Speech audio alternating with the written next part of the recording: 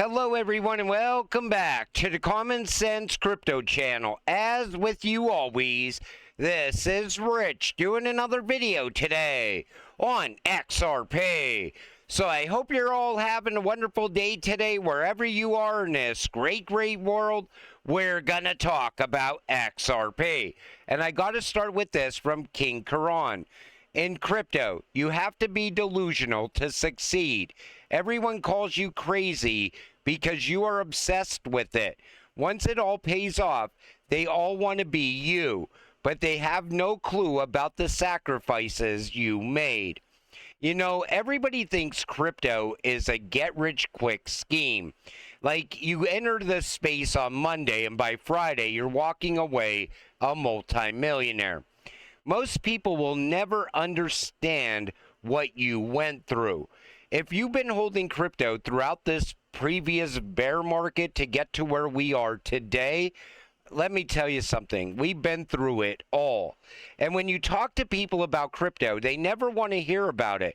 Not until the price starts to break out.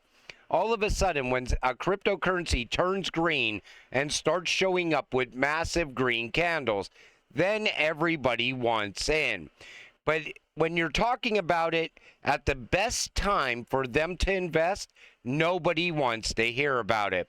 You know, ever since the election, I've had so many people I talked to about crypto in the past call me. Am I too late to get involved in that XRP? Am I too late to get into XLM?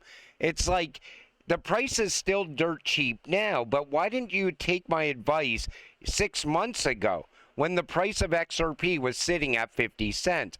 Nobody wanted to hear about it then. But again, here we are above $3 or around $3. And people think they're too late now. You are not too late yet.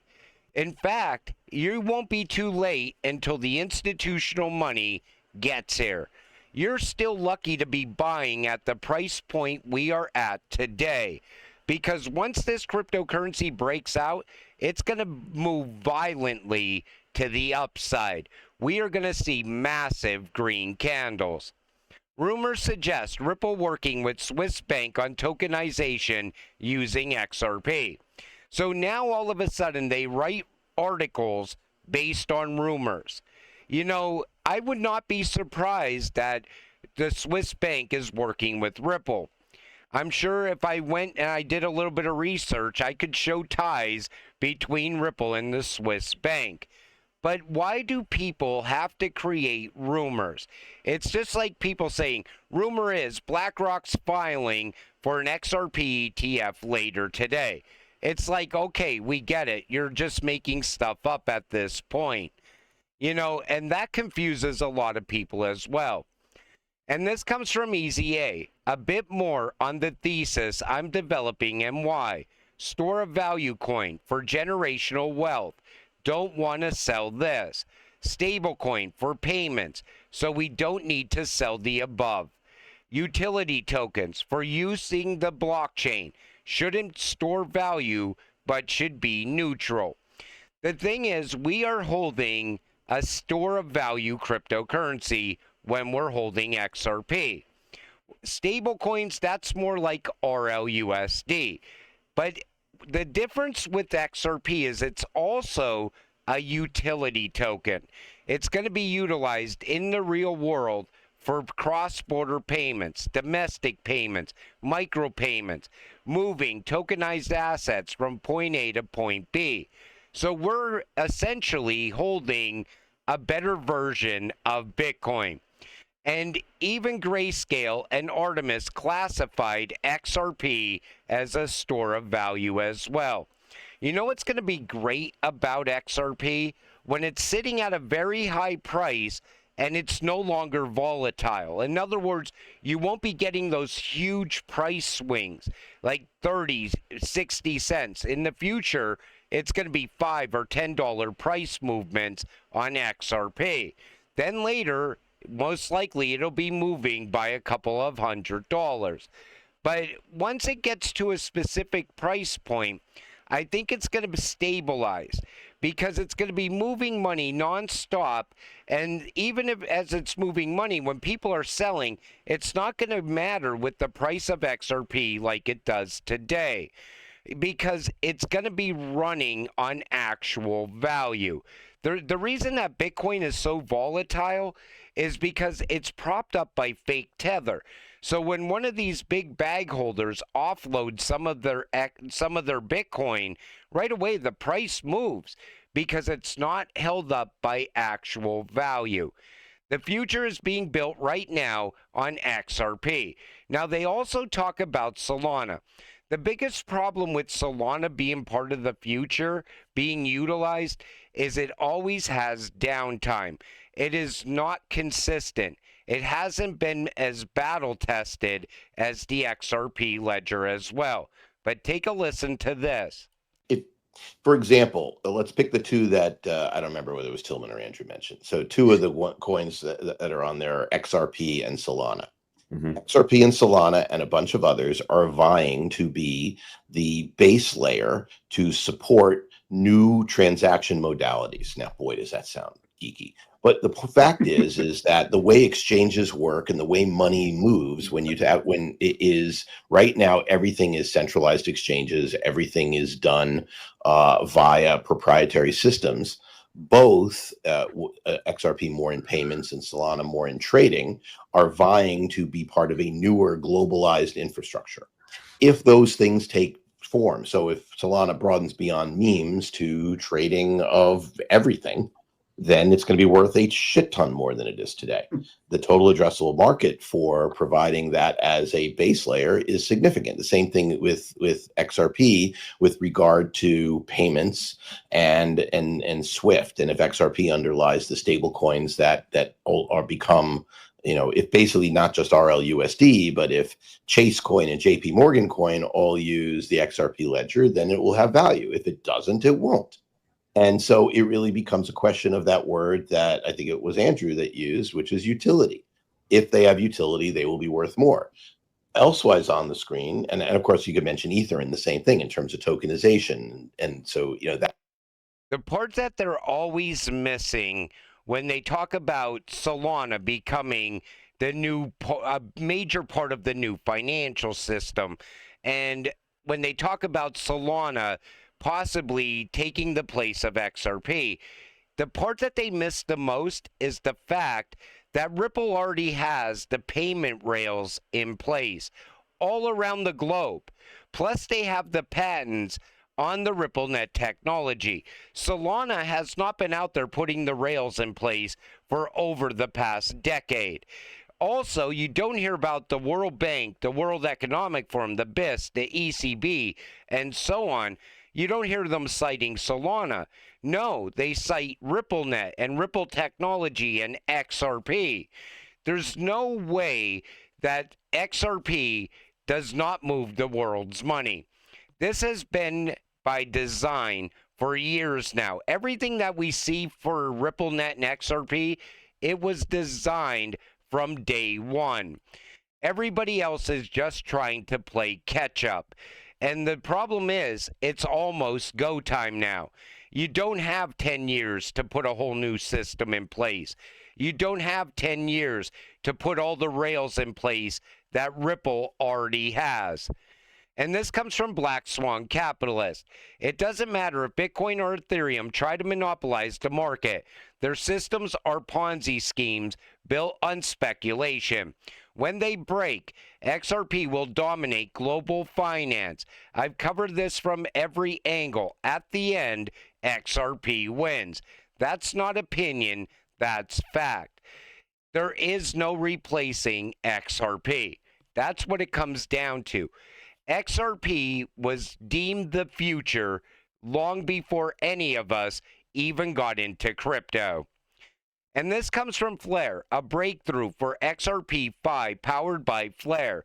Teaming up with more markets, we're making real and on-chain yield more accessible than ever. Soon, more markets will launch a Flare-powered yield lane within its XRP Earn account, letting users bridge and earn rewards in XRP, all in one platform. Behind the scenes, this is driven by Flare's F-Asset system and its robust DeFi ecosystem, transforming every XRP into a DeFi-ready asset with institutional-grade security. You know, I like what Flare is doing with XRP. They're bringing a lot more utility to XRP.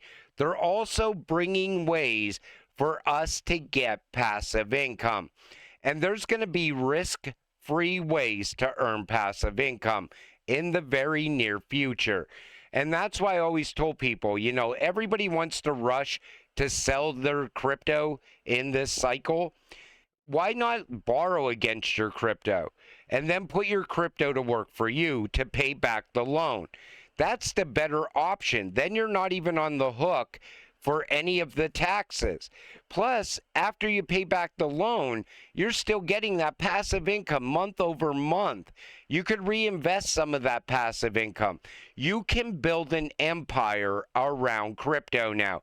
We didn't have these options a year or two ago. These options are happening right now. Department of Commerce will begin issuing economic data such as GDP on the blockchain. Take a listen to this. Two more things. The Department of Commerce is going to start issuing its statistics on the blockchain because you are the crypto president, and we are going to put out GDP on the blockchain so people can use the blockchain for data distribution, and then we're going to make that available to the entire government so all of you can do it. We're just ironing out all the details so we can do it. So it looks like the government is coming on chain, but they didn't say which blockchain. I would like to see what they come up with over the next couple of days. But Ludnick also said this, and it looks like the U.S. government is all of a sudden wanting to cash in every way that they can. He says, if we give them the money, don't you think it's fair the USA and taxpayers who funded it get a piece of that? He's talking about the money we give to universities. Take a listen. Patents. We have given tens, if not hundreds of billions of dollars to universities for them to do research, and they invent things. And you know who owns those patents? The universities.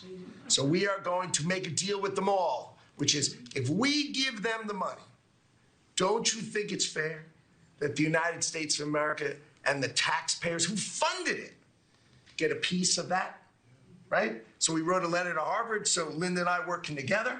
I mean, it's so much fun to work with everybody here. I mean, we just have a blast, you know, because Linda's hitting Harvard and she says, what can we do? And now we send them a patent letter and we'll hit them again. So we're having fun together. This is the greatest cabinet working for the greatest president, and I just want to say thank you. I'm having the time of my life working for you, Mr. President.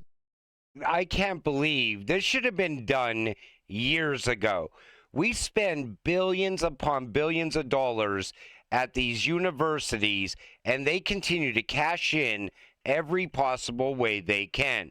Well, it looks like the U.S. government is about to cash in as well.